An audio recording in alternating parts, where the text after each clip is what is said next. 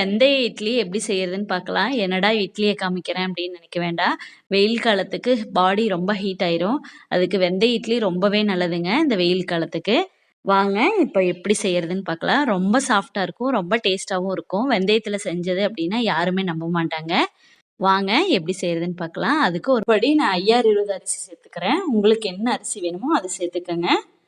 நான் வந்து 5020 தான் எப்பயும் இட்லிக்கு போடுவேன். அதுவே சேர்த்துக்கிறேன். இப்போ நான் அதுக்கு நல்லா அலசி எடுத்துக்கலாம். நல்லா கை வச்சு நல்லா இந்த மாதிரி கலந்து 2-3 டைம் அலசி எடுத்துக்கங்க. எடுத்துட்டு நான் இப்போ ஓவர் நைட் ஊற வைக்கிறேங்க. உங்களுக்கு டைம் இல்லை அப்படின்னா ஒரு 4-5 மணி நேரம் ஊற வச்சா போதுங்க. இப்போ 2 ஸ்பூன் 2, 2.5 ஸ்பூன் வரைக்கும் சேர்த்துக்கலாங்க வெந்தயம். இப்போ சேர்த்துக்கலாங்க. நல்லா அலசி எடுத்துட்டு வந்துடலாம். அலசி எடுத்துட்டு நல்ல தண்ணி ஊற்றி ஊற வச்சிருங்க. இந்த தண்ணியோடு தான் காலையில் அரைக்க போகிறோம். இப்போ இதையும் மூடி வச்சிடலாம். இப்போ காலையில் கிரைண்டரில் நம்ம ஊற வச்சு